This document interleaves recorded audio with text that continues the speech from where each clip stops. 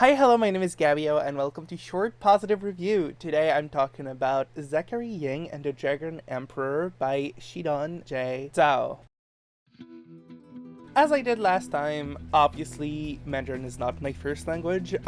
English is not even my first language, so I'm gonna have difficulty pronouncing everything. But as I'm recording this, I have the Mandarin pronunciation guide literally right next to me, so I'm really trying my best. So, Zachary Ying is the second book by Xiran, and I really loved Iron Widow. Of course, I talked about it. It was my first short positive review. I think their writing style is really good. I thought Iron Widow was a fabulous book, and I thought the themes were really good. So when they announced that their second book, Zachary Ying, was coming out and was a middle grade, I was really excited. To start with, middle grades are definitely not my demographic. I'm an adult. Even though my favorite genre is generally young adult or new adult, that kind of range, just because I like the melodrama of it all. But one of my favorite books of all time is Gregory of Valender by Susan Collins, so I still really like middle grade. So I'm gonna try to keep this short because I don't have that much to say about it except that it was really good.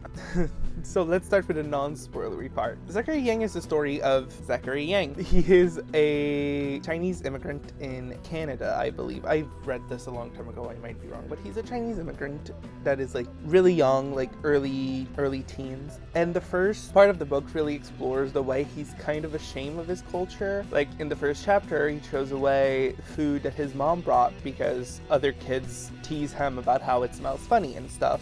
And so that's what his main core of ideas is a little bit like being ashamed of his heritage by his peers. In this world, he also plays a game of cards. So there's a card game that was evolved to have a headset. So you always kind of wear these yellow glasses, and then you can see the mythomagic work in real time. I'm pretty sure that's the name of the game, is mythomagic. So he plays this game and meets this other Chinese kid called Simon, and at first he's ashamed, and he's not ashamed, but he doesn't want to associate with them because of the Chinese kids being together, or any minority hanging out together being seen as not part of the group, whatever. But then during a weird fucked up thing where he has a confrontation with a bully, Simon becomes super Saiyans and beats the shit out of them, and Zachary is met with the ghost slash energy slash representation of the Dragon Emperor, which tries to bind himself to Zach, but Zach refuses, and he binds himself to the mytho-magic glasses. After his mom was attacked, then the rest of the book explores the way that they're trying to save China and the world from a capitalistic, greedy person that is allied with a very bad emperor, and with his newfound friends, so Simon and Meg. They are trying to bring them down. The book is really interesting. That was not the best synopsis I could have done, but the book is really interesting, and the characters are really fun.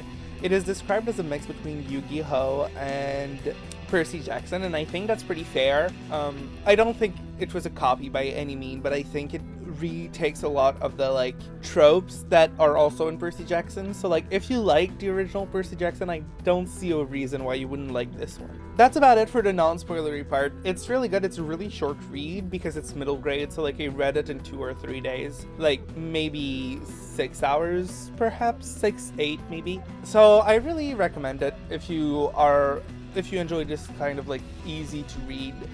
Once again, Xiran's style is so fun, it's so true, it's so dumb. I really like it. And now for the review.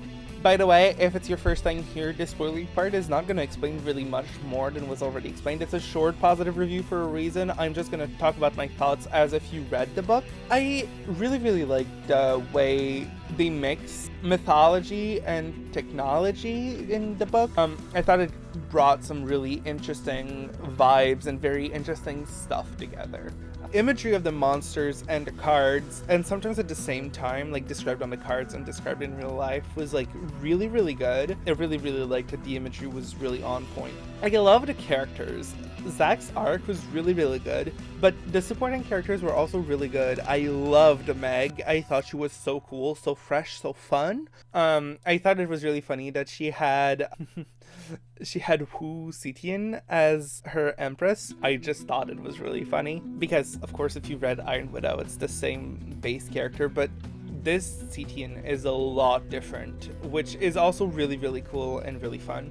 Simon was fun, albeit decideful. I loved the underlying fuck-upness that these tiny babies children inhabit. And also I thought it was really cool, and I don't know if that was meant for it, but I read people online talk about it a lot, so I thought it was like the little moments where Zachary was definitely crushing on Simon were really cute and really fun in a middle grade book. I really liked the insertion of famous and probably less famous myths from China and Chinese culture. I didn't know most of them. I knew some, of course, but I didn't know all of them because as much as I love mythologies from around the world and try to do a lot of research, a lot of it is passed from the popular culture around. So I thought it was really cool of Xiran to put a lot of their own mythological baggage, I guess, into the book and make it really fun and very different, and to share this with people. And I thought it was really good. I loved Teenage Emperor asshole.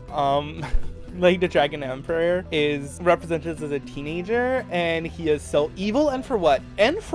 He is so funny. The way he goes on rants on stuff is so cool. I really liked his schemes. I really liked what he was. One thing I really appreciated as well was Xiran's insertion of Zachary's lineage, because he is Muslim, or at least his family is, and if you know anything about being Muslim in China, there's a lot to unpack there, and I'm not going to speak on it. I think you should read the book because it's not my story to tell, but I think the way it explored the generational trauma that comes with it, specifically of Zach's mom and even Zach's dad, is really cool, and I thought it was a really important story to tell, and I'm really glad that it made it into the book.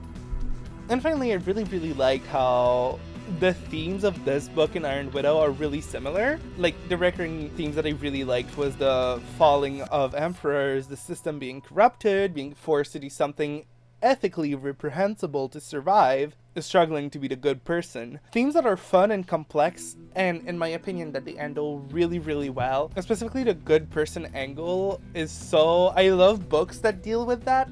One of my favorite movies of all time is Heathers, right? I've talked about it a lot of times, and the main struggle of this story is trying to be a good person. So when a book does that, I also really loved it.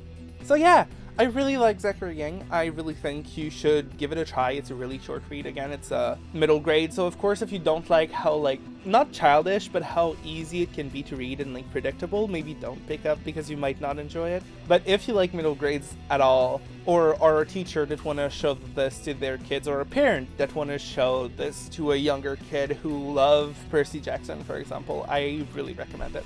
Here's to the art.